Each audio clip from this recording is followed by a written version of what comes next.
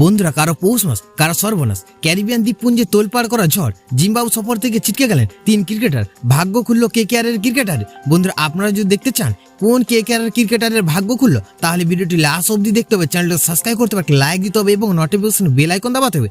বন্ধুরা, ভারত ও জিম্বাবুর 5 ম্যাচের টি20 সিরিজে প্রথম ম্যাচ হবে 6 জুলাই, ওই দিন শনিবার।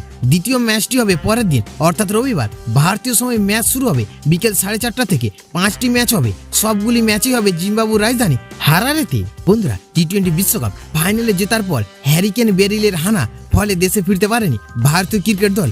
এমনকি এইভাবে দেশে ফিরতে না পারার জন্য কপাল পুরল 3 তরুণ ক্রিকেটারের। অন্যদিকে ভাগ্য খুলল আরও 3 তরুণের, তার মধ্যে একজন কেকেআর এর ক্রিকেট তারকা। বন্ধুরা, টিম ইন্ডিয়া জিম্বাবু সফরের প্রথম 2টি ম্যাচের জন্য 3টি বড় পরিবর্তন এই দলে। সাই সুদর্শন, জিতেশ শর্মা এবং হর্ষিত রানাকে প্রথম 2টি টি20 ম্যাচের জন্য ভারতীয় দলের অন্তর্ভুক্ত করা হয়েছে, এমনটাই ঘোষণা করেছে বিসিসিআই। বন্ধুরা, সঞ্জু স্যামসন, শিবম দুবে এবং যশস্বী জয়সওয়ালকে ভারতীয় ক্রিকেট দলের 15 সদস্যের দলের অন্তর্ভুক্ত করা হয়েছিল।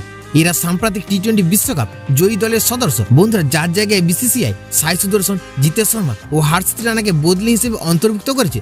বন্ধুরা, সাই সুদর্শনকে ইন্ডিয়ান প্রিমিয়ার লিগে গুজরাট টাইটান্সের হয়ে ও পাঞ্জাব কিংসের হয়ে জিতেশ শর্মা এবং কলকাতা নাইট রাইডার্সের হয়ে হর্ষিত রানাকে খেলতে দেখা গেছে।